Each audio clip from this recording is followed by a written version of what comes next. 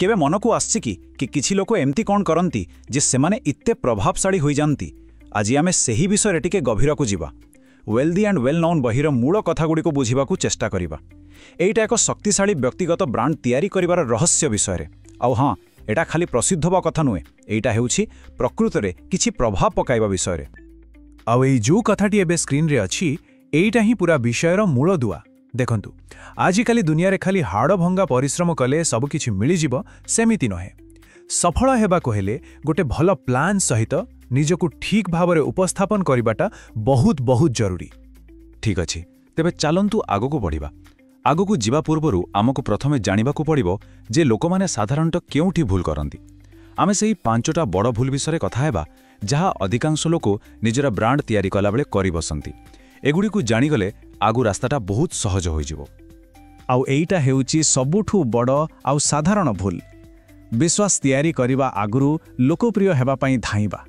सत कहिबाकू गले एटा ठीक सेमिति जेमिति गोटे दुर्बल मूलदुआ उपरे बड़ कोठा तैयारी करिबाकू चेष्टा करिबा।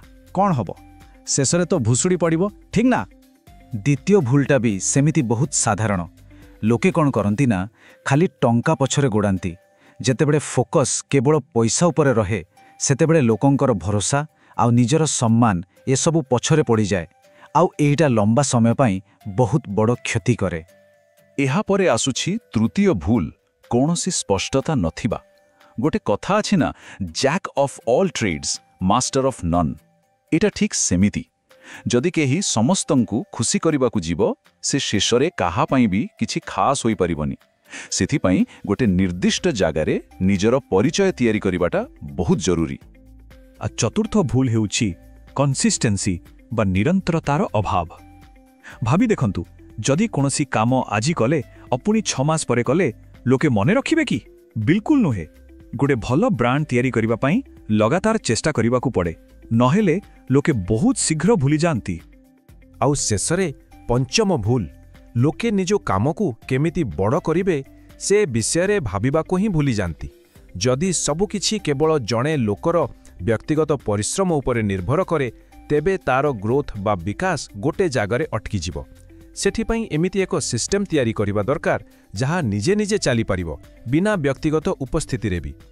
तेबे प्रश्न उठुछि एही सबु भूल रो बंचिबार उपाय कौन? आसंतु एबे आमे ठीक तार समाधान विषय कथा हेबा।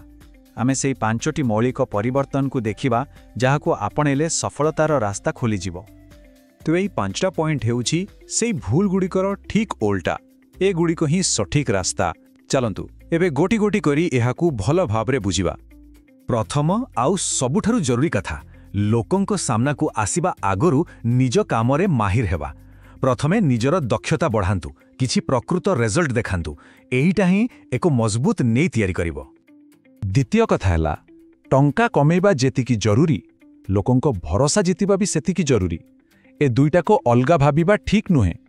गोटे कथा मने रखिबा दरकार धन आ प्रतिष्ठा ए दुईटा परस्परर शत्रु नुहंती, बरं एमाने हाथ धराधरी होई चालंती। तृतीय परिवर्तन निज पाई गोटे निर्दिष्ट क्षेत्र बाछंतु। सबु कामरे मुंड न पुराई गोटे जिनिसरे एक्सपर्ट हुअंतु। जेतेबेले लोके टिके गोटे निर्दिष्ट काम पाई केवल जनकु खोजिबे सेतेबेले प्रकृत प्रभाव सृष्टि हुए आउ ब्रांडर वैल्यू भी बढ़ी जाए।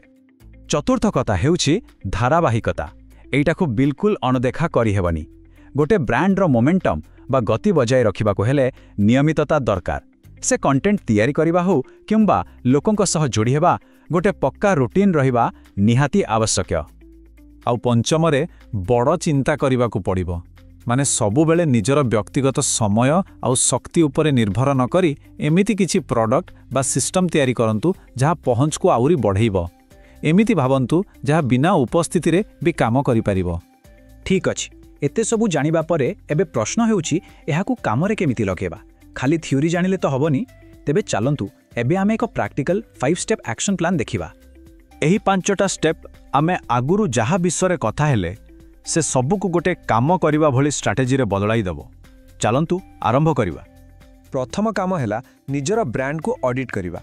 माने प्रथमे ठीक भावे जानिबा को पड़िबो जे निजर असली एक्सपर्टाइज केउथिर अछि आउ तापरे जहाँ भी कहिबे बा करिबे सबु किछि जेमिति से गोटिए दिगरे ही थिबो सेइटा को पक्का करिबा।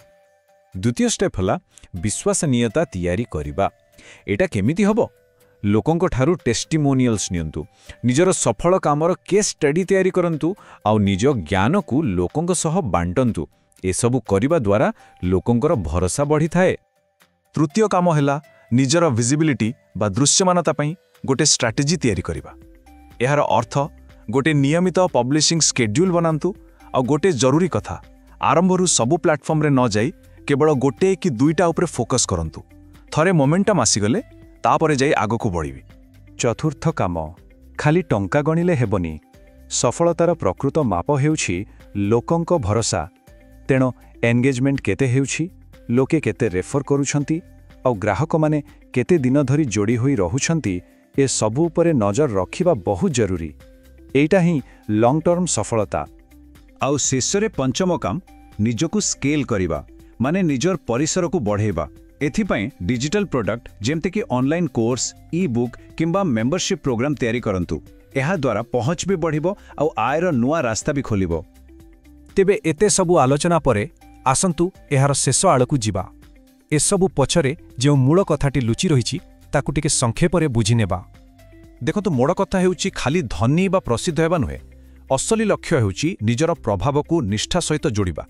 କାରଣ ଯେତେବେଳେ କାମରେ ସଚ୍ଚୋଟତା ଥାଏ, ସେତେବେଳେ ଯାଇ ପ୍ରକୃତ ଏବଂ ସ୍ଥାୟୀ ପ୍ରଭାବ ସୃଷ୍ଟି ହୁଏ। ଧନ ଆଉ ସମ୍ମାନ ଦୁଇଟା ଯାକ ତାପରେ ଆପେ ଆପେ ଆସେ। ଏବେ ଯିବା ପୂର୍ବରୁ ଗୋଟେ ପ୍ରଶ୍ନ। ଏଇ ଯେଉଁ ପୁରା ବ୍ଲୁପ୍ରିଣ୍ଟ ବିଷୟରେ ଆମେ କଥା ହେଲେ, ଏଥିରୁ କେଉଁ ଅଂଶ ବିଶ୍ୱସନୀୟତା, ଦୃଶ୍ୟମାନତା ନା ସମ୍ପ୍ରସାରଣ, ଏ ତିନିଟାରୁ କୋଉଟା ଉପରେ ଏବେ ସବୁଠୁ ଅଧିକ ଧ୍ୟାନ ଦେବାର ଆବଶ୍ୟକତା ଅଛି? ଟିକେ ଭାବି ଦେଖନ୍ତୁ। ଏଇଠୁ ହିଁ ପ୍ରକୃତ କାମ ଆରମ୍ଭ ହେବ।